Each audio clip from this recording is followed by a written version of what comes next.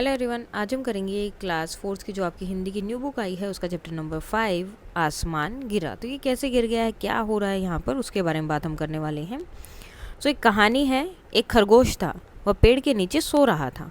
अचानक जोर की आवाज़ हुई, धम। खरगोश चौंक कर उठ गया। वह बोला, अरे क्या गिरा? खरगोश ने इधर उधर देखा, उसे कुछ दिखाई नहीं दिया। उसे लगा आसमान गिर रहा है। खरगोश डर गया और भागने लगा। भागते भागते उसे एक लोमड़ी मिली। उसने पूछा, खरगोश भाई कहाँ भागे जा रहे हो, जरा सुनो तो। खरगोश भागते भागते बोला, आसमान गिर रहा है, भागो भागो जल्दी भागो। लोमड़ी भी भागने लगी। आगे जाकर उन्हें एक भालू मिला। भालू बोला, ठहरो ठहरो, कहाँ भागे जा रहे हो? खरगोश और लोमड़ी दोनों बोले, भागो तुम भी भागो, आसमान गिर रहा है।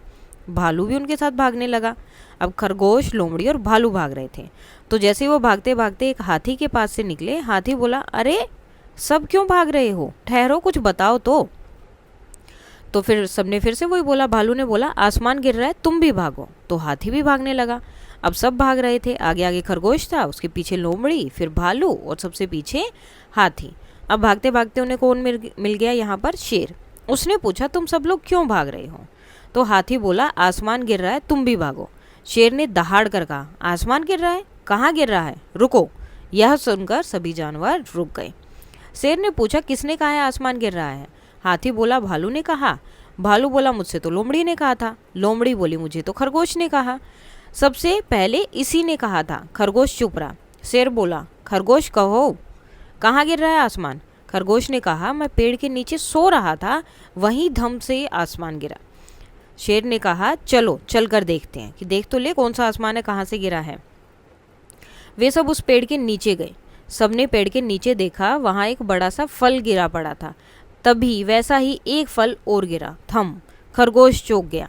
शेर बोला, ये तो यही तुम्हारा आसमान था, लो फिर आसमान गिरा, भागो। और सब क्या जो है हंसने लगते, क्योंकि वो फल एकदम से नीचे गिरा था और खरगोश क्या था, नींदों में था थोड़ा सा, तो उसे लगा कि आसमान गिर रहा है। और जब दोबारा से वो गिरा तो फिर सब उसका मजाक बनाते हुए बोलते हैं कि लो फिर से तुम्हारा आसमान गिर गया, फिर से भागना शुरू कर दो। अब कुछ क्वेश्चन है, ये आपको आंसर लिखना नहीं है, सिर्फ आपकी डिस्कशन के लिए क्लास में। खरगोश को ऐसा क्यों लगा कि आसमान गिर रहा है, और यदि आप खरगोश के स्थान पर होते तो क्या करते? तो जैसे ही उसे आवाज़ आई थम से और उसने आसपास देखा कि कुछ भी नहीं गिरा है, तो उसे लगा कि आसमान गिर रहा है। और आप उनकी जगह पर होते तो क्या करते? तो इसका आंसर सबका अलग अलग रहेगा। सो सेकंड क्वेश्चन है, क्या आपने कभी आसमान से किसी वस्तु को गिरते हुए देखा है? तो ओले जब आते हैं या बर्फ़ आती है तो गिरती है, बारिश गिरती है, अपने अनुभव साझा कीजिए। तो जिसने जो भी चीज़ गिरते हुए देखी हो वो आप यहाँ पर लिख सकते हैं। ठीक है, ओले, बर्फ़ वगैरह ये सब चीज़ें। नेक्स्ट, यदि आप शेर के स्थान पर होते तो खरगोश को किस प्रकार समझाते? इसका भी आपको डिस्कशन करना है कि अगर आप शेर की जगह होते और खरगोश आपका कोई दोस्त होता तो आप उसे कैसे समझाते। इस कहानी से मिलती जुलती कोई दूसरी घटना या कहानी अपनी क्लास में सुनानी है आपको। सबसे पहले उस चैप्टर के कुछ जो है नए शब्द अर्थ कर लेते हैं। अचानक, बिना पूर्व सूचना के, मतलब जिसका बारे में आपको कोई सूचना नहीं होती, न्यूज़ नहीं होती, कुछ नहीं होता है। चौंक कर, डर कर या आश्चर्य से, झटके से उठना। गिरा, नीचे आना। डर, भय या घबराहट। भागना, तेजी से दूर जाना। पूछा, सवाल किया। दहाड़ कर यानी कि जोर से बोलना, जिससे शेर की आवाज़ होती है। सच, जो सच्चाई है या असली बात है। अफवाह, अफवाह क्या होता है? बिना प्रमाण की फैली बात, मतलब कोई उसका सर पैर कुछ नहीं होता, बस बोल दिया किसी ने और उसको सबने मान लिया। हंसी, मुस्कुराहट या मजाक की प्रतिक्रिया। अब पार्ट से रिलेटेड क्वेश्चन आंसर है। निम्नलिखित प्रश्नों के उचित उत्तर पर सही का टिक लगाना है, चिन्ह लगाना है। डर कर भागते हुए खरगोश को सबसे पहले कौन मिला था? लोमड़ी। हाथी ने जब शेर से कहा आसमान गिर रहा है तो शेर ने क्या कहा? तो वह बात सुनकर चला गया, मुस्कुराने लगा, वह भी सबके साथ भागने लगा। उसने सबको रोककर प्रश्न पूछा कि कहाँ गिर रहा है, कौन सा गिर रहा है? तो यही तुम्हारा आसमान था, लो फिर आसमान गिरा, भागो। यह कथन किसके द्वारा किया गया था, बोला था? शेर ने बोला था खरगोश को। आपके अनुसार खरगोश के आसपास कौन सा फल गिरा होगा? तो कौन सा फल था? वो कटहल का फल था, जो पिक्चर में भी दिखाई दे रहा है। अब ये जो आपके क्वेश्चन आंसर है, इनके आपको नाम लिखने की, इस कहानी में किन किन पात्रों का उल्लेख कौन कौन से आए हैं, और उनके नाम कर्म से लिखने, जैसे पहले खरगोश, लोमड़ी, उसके बाद में भालू, फिर हाथी और लास्ट में शेर। ठीक है, नेक्स्ट, उसके बाद क्वेश्चन आंसर थे, इस कहानी में किन किन पात्रों का उल्लेख हुआ है? तो कौन से थे इस कहानी में? खरगोश, लोमड़ी, भालू, हाथी और शेर। आसमान गिर रहा है, भागो भागो जल्दी भागो। खरगोश की यह बात सुनकर आपके अनुसार पशुओं को क्या करना चाहिए था? पशुओं को बिना सोचे समझे भागने की बजाय पहले खरगोश से पूरी बात पूछनी चाहिए थी और घटना की सच्चाई जानने के बाद जानने के लिए मौके पर जाकर देखना चाहिए था, जैसे शेर ने कहा। कहानी में आपको कौन सा पात्र सबसे अच्छा लगा और क्यों? तो ये सबके लिए अलग अलग हो सकता है। जैसे कि मुझे सबसे अच्छा शेर का लगा, क्योंकि उसने सबको रोका, सही सवाल पूछे और पूरी बात की सच्चाई जानने की कोशिश की। उसकी समझदारी से ही सबको असली कारण पता चला, अदरवाइज तो सब ऐसे ही भागते रहते। यदि शेर भी भगदड़ में शामिल हो जाता और प्रश्न न पूछता तो क्या होता? तो अगर शेर भी बिना सोचे समझे भागने लगता और किसी को सच्चाई का पता ही नहीं चलता और सब जानवर यूं ही डरकर भागते रहते। इससे जंगल में अफरा तफरी मच जाती। भाषा की बात, निम्नलिखित पंक्तियों को नीचे दिए गए उचित विराम चिन्हों की सहायता से पूरा कीजिए। जैसे कि अरे, तो इसके बाद क्या आता है आपका? ये एक्सक्लेमेटरी साइन इसे बोलते हैं, या विस्मयादि बोधक हिंदी में बोला जाता है। जब भी कोई एकदम से सरप्राइज होता है या दुखी होते तब हम ये बोलते हैं, अरे इतना बड़ा हाथी।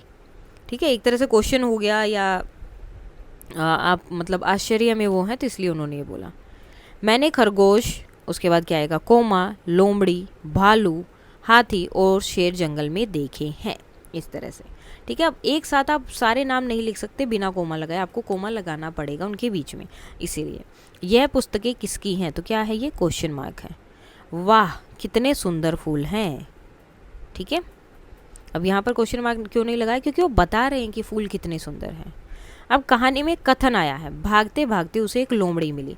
इस वाक्य में भागते भागते ये क्या है? शब्द युगम, यानी कि जब एक ही शब्द दो बार आता है तो उसे हम क्या बोलते हैं? शब्द युगम का प्रयोग हुआ है। अब देखो, अब निम्नलिखित शब्द युग्मों की सहायता से एक एक वाक्य बनाना, जैसे इधर उधर, कभी कभी, टेढ़ी मेढ़ी, लंबे चौड़े। तो इनसे एक एक सेंटेंस हमें यहाँ बनाना है। इधर उधर, बच्चे इधर उधर दौड़ रहे थे। कभी कभी, कभी कभी बादल बिना बरसे ही लौट जाते हैं। टेढ़ी मेढ़ी, यह सड़क बहुत टेढ़ी मेढ़ी है। लंबे चौड़े, हाथी के लंबे चौड़े कान होते हैं। निम्नलिखित वाक्यों को ध्यान से पढ़िए और दिए गए उदाहरण के अनुसार आपको क्वेश्चन बनाना है। भागते भागते उन्हें शेर मिला, यहाँ क्या लिखा है? कौन। यहाँ कौन का प्रयोग करके प्रश्न बनाना है आपको। भागते भागते उन्हें कौन मिला।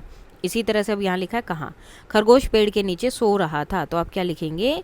खरगोश। क्वेश्चन क्या होगा? खरगोश कहाँ सो रहा था, क्योंकि उन्होंने वहाँ कहाँ लिखा है ना, तो खरगोश कहाँ सो रहा था। कहाँ सो रहा था? पेड़ के नीचे।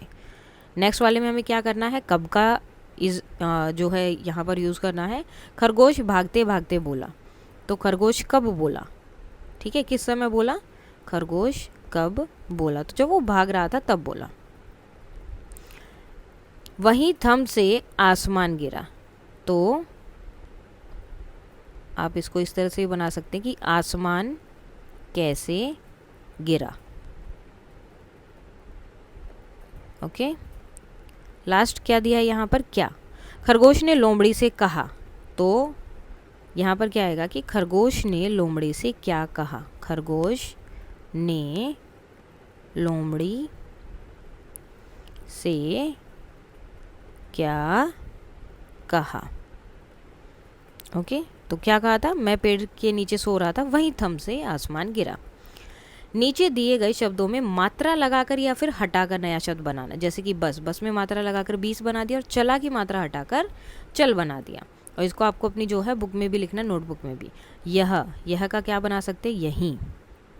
भर, भार या भारी, कुछ भी बन सकता है। जरूरी नहीं कि जो मैं बना रही हूँ वही आप अपनी तरफ से भी कुछ भी बना सकते हैं। रह, रही, फल, फूल, कहीं, कह, अब इनकी मात्रा हटा देंगे। पढ़ी, पढ़, केला, कल, और सेब, सब।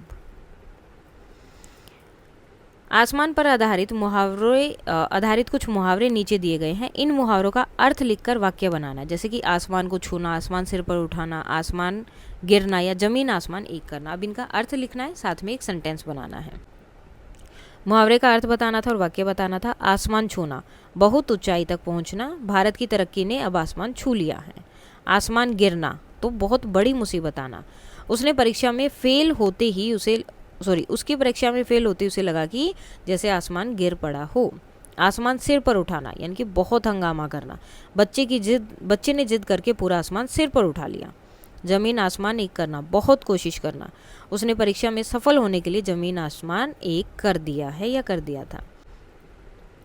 चित्र देखकर वाक्य बनाओ। खरगोश डर गया और भागने लगा। अब यहाँ क्या है, उसके बाद आपकी पिक्चर दी थी वहाँ पर खरगोश वाली। पहले पे था कि खरगोश डर गया और भागने लगा। दूसरे में क्या लिखेंगे, खरगोश को गाजर मिली और वह खुश हो गया।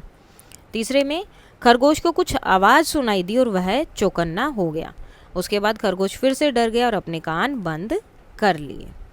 अनुमान और कल्पना। कल्पना कीजिए कि यदि खरगोश के स्थान पर शेर और शेर के स्थान पर खरगोश होता तो क्या होता। अब आपको ये कहानी अपने अकॉर्डिंग आगे बढ़ानी है कि कैसी होगी।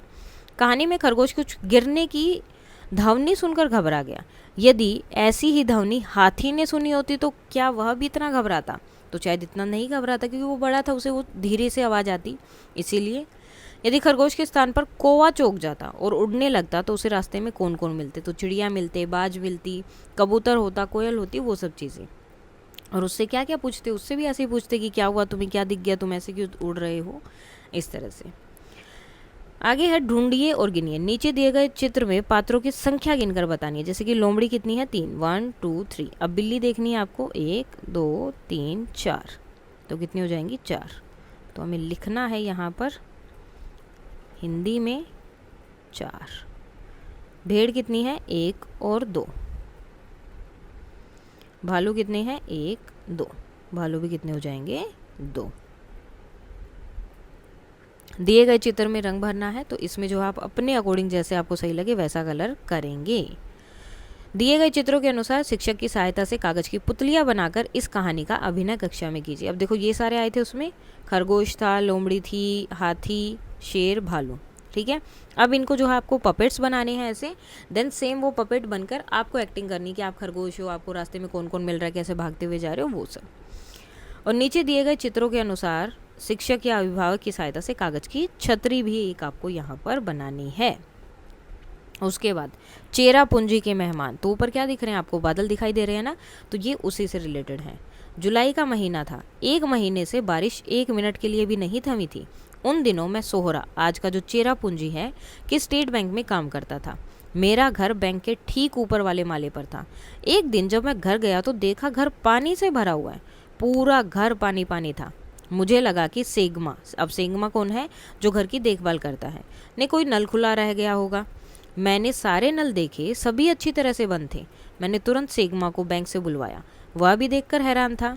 बोला, सर कहीं पानी की टंकी तो लीक नहीं कर रही। हमने उसे भी देखा पर कुछ समझ नहीं आ रहा था कि बात क्या है। तभी मेरा टिफ़िन लेकर कांग आई। उन्होंने पहले घर को देखा, फिर मुस्कुराते हुए पूछा, खिड़की खुली थी क्या बाबा? तो मैंने कहा हाँ। वे हंसी और बोली, खिड़की खुली रखेगा तो बादल तो घर में आएंगे ही ना। तो मैं बोला बादल? तो वे बोली हाँ बादल। बरसाती दिनों में बादल बहुत नीचे तैरते हैं और ऐसे में अगर घर के खिड़की दरवाजे खुले मिल जाएं तो वे घर को अपना समझकर अंदर चले जाते हैं और सब कुछ गीला करके वापस चले जाते हैं। तो चेरा पूंजी में होती है इस तरह की कहानियाँ, कविताएं। तो इसके साथ ही आपका ये वाला चैप्टर भी हो जाता है कंप्लीट। कोई डाउट है तो आप बता सकते हैं। That's all for today and please like share and subscribe. Thank you.